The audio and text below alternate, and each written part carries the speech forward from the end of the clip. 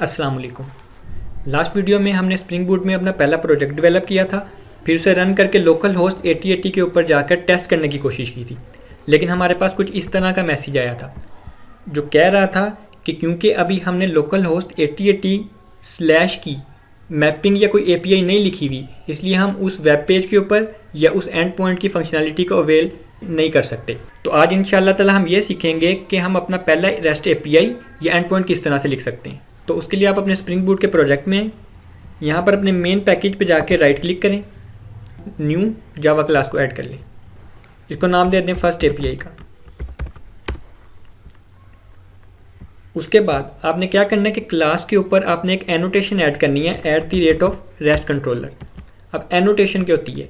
Annotation basically spring boot के अंदर वो कीवर्ड्स होते हैं जिनको हम किसी क्लास, मेथड या वेरिएबल के ऊपर यूज़ करते हैं ताकि हम एक खास फंक्शनैलिटी को ऑटोमेटिकली उस क्लास, मेथड या वेरिएबल के ऊपर कॉन्फ़िगर कर सकें। इसकी एक सिंपल सी एग्जांपल देता हूँ। जो हमारी मेन क्लास थी उसके ऊपर ही हमने ये एनोटेशन लगाई थी @Spring Boot एप्लीकेशन। अब आपने नोट किया होगा कि आपने सर्वर की कोई भी कॉन्फ़िगरेशन नहीं लिखी थी, ना सर्वर को स्टार्टअप करने का कोई तरीका लिखा था और ना ही कोई आपने स्प्रिंग बूट की और कोई ऐसी इन्फॉर्मेशन लिखी थी जो आपको स्प्रिंग बूट एप्लीकेशन रन करने के लिए चाहिए हो। सिर्फ आपने ये एनोटेशन ऊपर ऐड कर दी थी और स्प्रिंग बूट ने ऑटोमेटिकली वो सारा का सारा बॉयलर कोड या वो सारी की सारी फंक्शनैलिटी जो एक मेन क्लास को रन करने के लिए चाहिए होती है, वो सारी की सारी फंक्शनैलिटी इस क्लास के साथ अपेंड करके सिंपली आपके प्रोजेक्ट को रन कर दिया था। तो इसी तरह से इस क्लास के ऊपर हमने @REST कंट्रोलर की एनोटेशन ऐड की है। तो इससे होगा क्या कि स्प्रिंग बूट को अब ये पता लग गया है कि ये वो क्लास है जिसके अंदर हमने अपनी REST APIs को डिफाइन करना है। या दूसरे अल्फाज में कहूँ तो स्प्रिंग बूट को अब ये पता लग गया है कि ये हमारी REST APIs की कंट्रोलर क्लास है। तो अब एक REST कंट्रोलर क्लास के लिए जितनी भी फंक्शनैलिटी या बॉयलर कोड होगा, स्प्रिंग बूट ऑटोमेटिकली उसको हमारी इस क्लास के साथ कॉन्फ़िगर कर देगा और हमें वो सारी के सारा कोड या वो सारी की सारी फंक्शनैलिटी मैनुअली ऐड करने की ज़रूरत नहीं पड़ेगी। तो एनोटेशन को यूज़ करने का ये फ़ायदा होता है। उसके बाद हमने क्लास तो ऐड कर लिया है, अब हमने एक एंड पॉइंट को ऐड करना है। तो उसके लिए एक मेथड लिखते हैं पब्लिक वॉइड प्रिंट स्ट्रिंग और इसके अंदर एक स्ट्रिंग प्रिंट कर देते हैं। अब इस मेथड को एक एंड पॉइंट या REST API बनाने के लिए हमें जो एनोटेशन मेथड के ऊपर ऐड करनी होती है, ये डिपेंड करता है कि हमने डाटा को फ्रंट एंड से बैक एंड के ऊपर सेव कराना है या डाटा को हमने बैक एंड से फ्रंट एंड के ऊपर थ्रो कराना है। इसके लिए 4 बेसिक एनोटेशंस हैं। वो हैं @getMapping। अगर हमने बैक एंड से डाटा को फ्रंट एंड के ऊपर थ्रो कराना हो तो उसके लिए जो एनोटेशन यूज़ होती है वो है @getMapping। इसी तरह से अगर हमने फ्रंट एंड से डाटा को बैक एंड के ऊपर ऐड कराना हो उसके लिए एनोटेशन यूज़ होती है @PostMapping।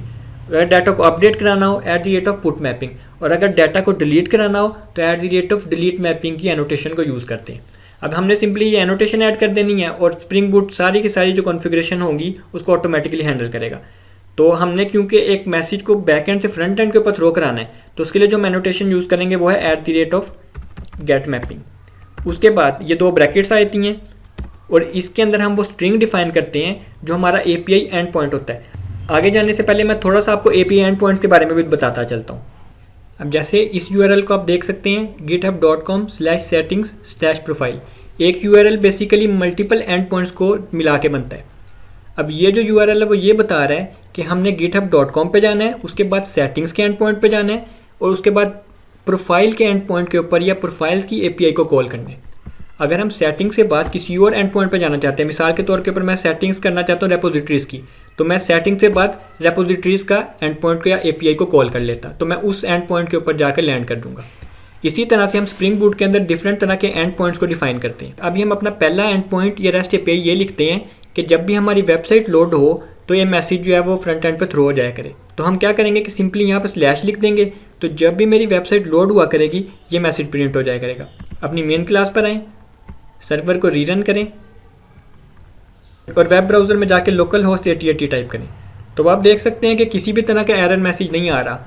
और अगर आप अपने बैक एंड के ऊपर जाएँ, यहाँ पर वो मैसेज जो आपने उस एंड पॉइंट के मेथड में प्रिंट कराया था वो यहाँ पर प्रिंट हुआ नज़र आ रहा होगा आपको।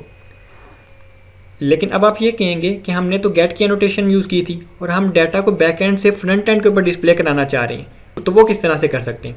तो सिंपली क्या करना है कि हमने डाटा को यहाँ से रिटर्न करा देना है। हम कोई स्ट्रिंग रिटर्न करा सकते हैं, हम कोई ऑब्जेक्ट रिटर्न करा सकते हैं, कोई लिस्ट करा सकते हैं। किसी भी तरह का डाटा जो हम अपने फ्रंट एंड के ऊपर एज़ पर रिक्वायरमेंट डिस्प्ले कराना चाहते हैं वो हम यहाँ से रिटर्न करा सकते हैं। तो मैं सिंपली यहाँ पे एक स्ट्रिंग को रिटर्न कराने लगूँ, तो इस मेथड की रिटर्न टाइप मैंने स्ट्रिंग कर दी है और रिटर्न कराता हूँ this is my first API। Main class में जाएं, सर्वर को रीरन करें। उसके बाद ब्राउज़र को ओपन करके जैसे ही आप पेज को रिफ़्रेश करेंगे तो वो मैसेज या वो स्ट्रिंग जो आपने बैक एंड से फ्रंट एंड के ऊपर थ्रो की थी वो ब्राउज़र पे यहाँ पे आपको प्रिंट हुई भी नज़र आ रही है। इस स्ट्रिंग को ज़रूरी नहीं है कि आप प्रिंट ही कराएं, आप किसी पॉपअप में शो करा सकते हैं या कोई डाटा आप बैक एंड से फ्रंट एंड के ऊपर थ्रो करा सकते हैं, जिसको किसी भी तरह से आप डिस्प्ले कराना चाहें करा सकते हैं। इसके बाद एक और एंड पॉइंट या रेस्ट API को हम किस तरह से ऐड कर सकते हैं, तो इसी को कॉपी पेस्ट कर लेते हैं और यहाँ पर सिंपली क्या करते हैं, मेथड का नाम बदल देते हैं,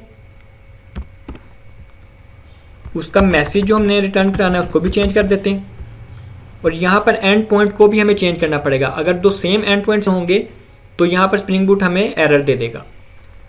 इस एंड पॉइंट को कह देते हैं सेकंड API। तो जब भी मेरा पेज लोड हुआ करेगा यानी कि लोकल होस्ट 8080 आया करेगा तो ये स्ट्रिंग फ्रंट एंड के ऊपर जाकर थ्रो हो जाएगी और जब भी मैं लोकल होस्ट 8080 सेकंड API के एंड पॉइंट को कॉल करूँगा तो ये जो दूसरी वाली स्ट्रिंग है ये बैक एंड से फ्रंट एंड के ऊपर जाके थ्रो हो जाएगी। तो अब सिंपली क्या करना है, अपने मेन क्लास को रीरन करना है या अपने सर्वर को रीरन करना है। उसके बाद ब्राउज़र में जाके जब आप लोकल होस्ट 8080 या लोकल होस्ट 8080 करेंगे आपके पास पहली वाली स्ट्रिंग जाके डिस्प्ले होगी और अगर आप दूसरी API एंड पॉइंट को यानी कि लोकल होस्ट 8080 सेकंड API को कॉल करेंगे तो आपके पास जो सेकंड स्ट्रिंग थी यानी कि जो दूसरा मेथड था या दूसरा एंड पॉइंट था उसकी फंक्शनैलिटी फ्रंट एंड के ऊपर जाके थ्रो होगी है। तो आज हमने अल्हम्दुलिल्लाह सीख लिया कि हम स्प्रिंग बूट के अंदर पहली रेस्ट API या एंड पॉइंट को किस तरह से डेवलप कर सकते हैं और बैक एंड से फ्रंट एंड के ऊपर डाटा को किस तरह से थ्रो कर सकते हैं। इंशाल्लाह ताला अगली वीडियो के अंदर हम कुछ मजीद एनोटेशंस को देखेंगे। उसके बाद हम अपना एक कंप्लीट प्रोजेक्ट बना के डाटा को इंसर्ट करना, अपडेट करना, डिलीट करना, ये सब कुछ इंशाल्लाह ताला डिटेल में सीखेंगे।